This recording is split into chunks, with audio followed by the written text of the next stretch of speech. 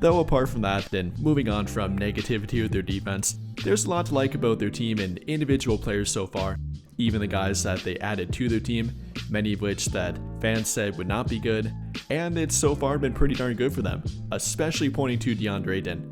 Up until this point, averaging roughly 16 points per game, over 8 rebounds per game, over 1 block per game, shooting a career high 71.2% from the field, not making a 3-point shot but being very deadly in the mid-range area.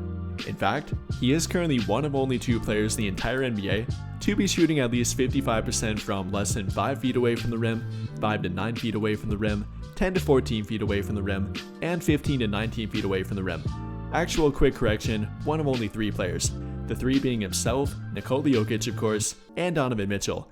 But for Deandre Ayton, from less than 5 feet away from the rim, shooting 77.8% and being top 10 in makes per game from that area of the court, then from 5 to 9 feet away from the rim, shooting 68.6%, kind of that area of the court where he does his low floater and push shot, which has been very effective.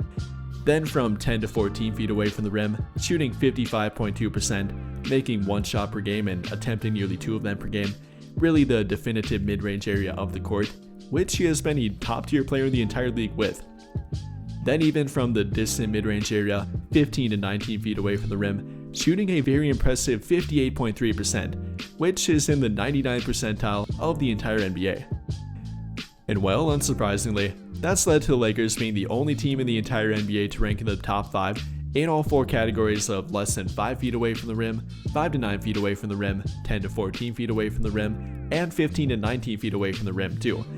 Currently ranking first in shots less than 5 feet away from the rim, shooting 72.8%, by far the best. Then from 5 to 9 feet away from the rim, also the best by far, shooting 54.3%, better than the team in second by nearly 5%, in fact over 5%. Then from 10 to 14 feet away from the rim, ranking third, shooting 51.9%. Then from 15 to 19 feet away from the rim, ranking 5th, shooting 48.9%, which again is in large part due to Deandre Ayton. I mean, I know we talk a lot about Luka, LeBron, and Austin offensively, and rightfully so. Luka is currently leading the entire NBA in scoring per game, but I don't think their offense will be where it's currently at. How much more dynamic and versatile it's become compared to last season without Deandre Ayton. The combination of his lob threat ability at the rim, his dump off ability at the rim, finishing ability around the rim, but then his little floater game from that 5 to 9 feet area from the rim, and the mid-range shot too. That's been a big part of it and an often overlooked part of it too in my opinion.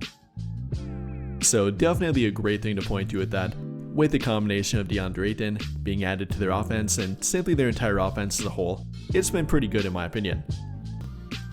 But I think that'll pretty much do it for this one, and if you enjoyed the video, then I'll greatly appreciate it if you drop a like, subscribe to the channel if you have not already, and hit that notification bell to never miss out when I upload a video.